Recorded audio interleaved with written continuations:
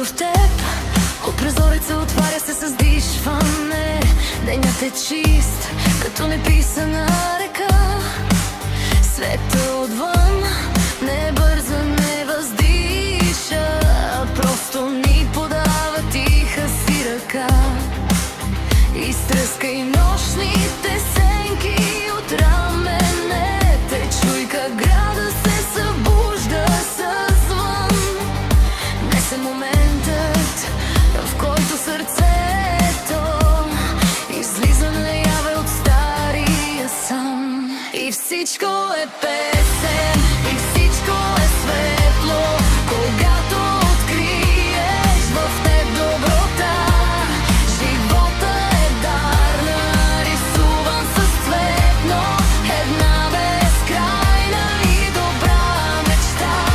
Понеси се по вятъра, дишай дълбоко, усмихни се на малките златни неща.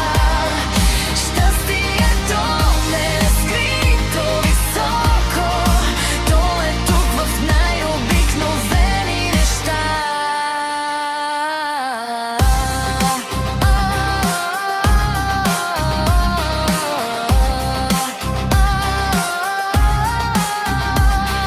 Не гледай назад, пътят е минал, прегърни този миг, той е само за теб като извор, дето в пясъка не е истинал.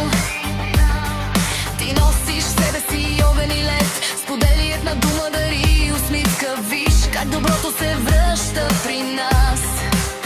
Света е голяма, вълшебна почивка, стига да чуеш своя вътрешен глас. Понякога облак ще мине над нас, но слънцето винаги чака отзад. Ти си мелодия, ти си нов глас, ти си най-хубавият цвят в този свят.